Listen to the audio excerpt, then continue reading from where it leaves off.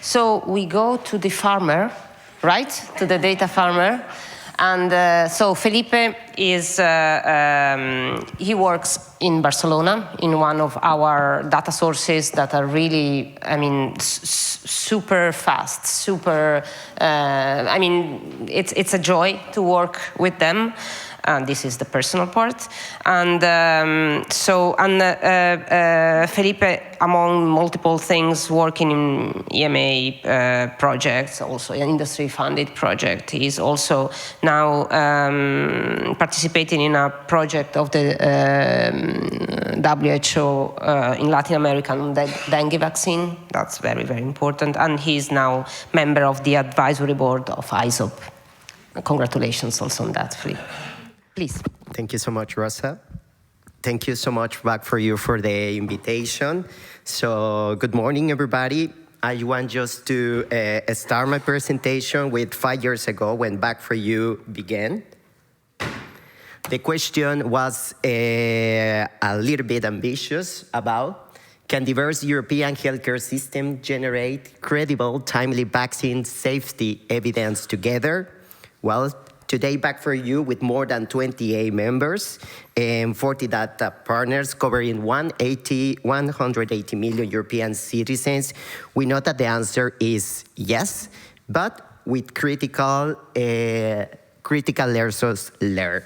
So today, as a data expert and access partner, I represent IDIAP, but I represent 5 million people in Catalonia, and one of the 14 local data partners organization that makes VAC4EU mission possible. So in this time, I want to share what we learned about the human foundation that underlies every successful in real-world initiative. So the first lesson that I want to highlight is local expertise matter. So 5 years ago, we believed that standardizing protocols, standardized data models, harmonizing protocols will solve the complexity of European healthcare diversity, but I think we were half right. What we discovered in this journey with VAC4EU is that data by itself has no meaning. It acquires meaning only through understanding the local health reality in which it was generated. So let me give you a concrete example from IDIAP. For example, myocarditis detection. So IDIAP is a primary care database which is linked to hospital-based system. Most of these clinical conditions in primary care data were identified early compared to the hospital admission. So these key findings could be same clinical phenomenon, but different detection pathways. So we require the local expert interpretation to avoid false positive from overly broad definitions, false negatives from excluding early detection or invalid comparison across incompatible populations, like clinical conditions detected in primary care or detected in hospital. So what is the value of the local expertise? So what data expert and access partner brings to this community is deep understanding of data structure and history, knowledge of coding changes and evolution, recognition of healthcare system pathways, ability to distinguish artifacts from true signals, and clinical and epidemiology context for interpretation or data. So I just want to highlight that data doesn't interpret itself. It's indeed expertise transform raw data into actionable evidence. So that's one of the lessons that we learned in this journey with VAC4EU, local expertise matter. The lesson 2 that we learned during this journey, we already talked about this with the previous panelists, multidisciplinary collaboration.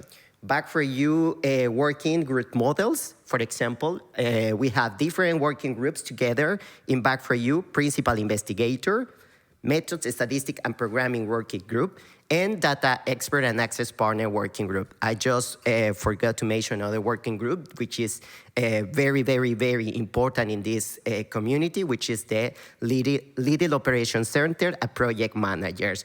all of them are very, very, very important when we are talking about collaboration.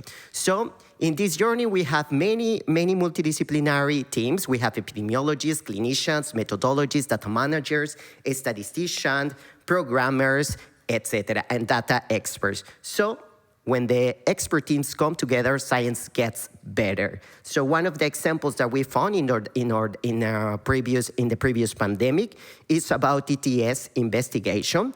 The challenge was very hard. Is this a true vaccine safety signal? So the multidisciplinary response to this issue was the working together with many multidisciplinary teams. We can just have a very rapid result, credible signal investigation that maintain public trust. So that's why the multidisciplinary advantage that VAC4EU model has been developed during these 5 years. Multidisciplinary from the start, all disciplines collaborate from protocol design through publication, and the advantage of this was catch errors early, identifies when statistics mark clinical reality, and anticipate public health feeds, faster decision makings, coordinated, not sequential, and more credible and more actionable evidence. Third lessons that we have been learned during this and from the data expert perspective is transparency and collaborative governance. Trust is built through visibility. Before we have a traditional approach, researchers analyze the data and publish results. Now with the VAC4EU approach, researchers analyze the data, data partners review the data, collaborative approval for the results, and then publish results. Yes, this could take a little bit time in produce evidence, but I think it is a very important part of the change of to produce real evidence. So in this case, the data expert and access partner are involved in this change of generate evidence, because what that IDIAP review asks is, for example, does this make sense in our local healthcare context? Are there data quality concerns we need to flag? Do we have confidence in these conclusions? And are there limitations we should highlight? So the app questions catch those answers. For example, false positive from coding artifacts, statistical significance and max clinical implausibility, methods that work on paper but maybe not in practice, and communications issues that could undermine trust. Lesson 4. Lesson 4, expertise is infrastructure. Unfortunately, for example, our case in IDIAP, in 2020, we were just a core team of primary care researchers. We were just a primary care researcher and a statistician who started in the Access project. In the 2021, we have 3 simultaneous vaccine safety studies. In the 2023, we had more than 10 simultaneous studies with the same thin size. So from my side, the challenge was very critical because we were growing demand without proportional resources growth, managed through extraordinary efforts, but not sustainable long-term. So that's why we want to build about expertise is infrastructure, real-world people, really people infrastructure, train epidemiologists, experienced data science, skilled clinical experts, and seasoned public health professionals. So can we build this during emergency? I don't think so. So that's why investments require career development pathways, continuous training, institutional support, and long-term funding, not just project by project. So investing in people is investing in preparedness. And the lesson 5 that that I want to highlight is the global equity and capacity building. So the European Foundation VAC4EU success reflects decades of European investment, electronic health records infrastructure, a standardized coding system, professional workforce in epidemiology, institutional research capacity. But what is the global challenge? The global challenge Africa, Latin America, and much of the Asia areas don't have these foundations. So the next chapter for VAC4EU should be commitment to the global equity.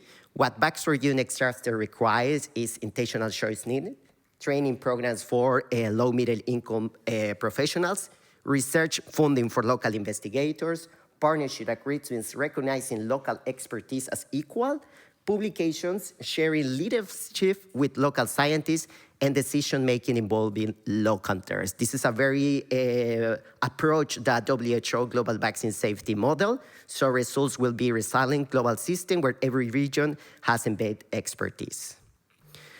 So the critical question, I will just finish, when the next pandemic arises and history tells us it will be prepared, and I'm saying that not because we have better computers or servers, but because we have embedded local expertise in every data sources, multidisciplinary teams ready to mobilize, transparent governance structure, proven collaboration networks, and sustained commitment to expertise and equity.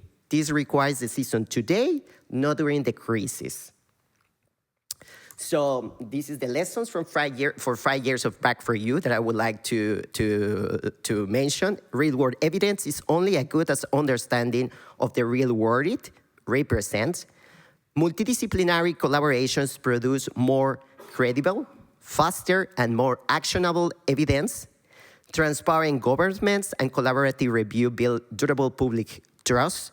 Expertise must be deliberately cultivated and sustained as critical infrastructure, and global success requires equitable capacity building and not just data extraction. So that's the lessons that we learned from 5 years of VAC4EU as an IDIAP representative. So thank you so much.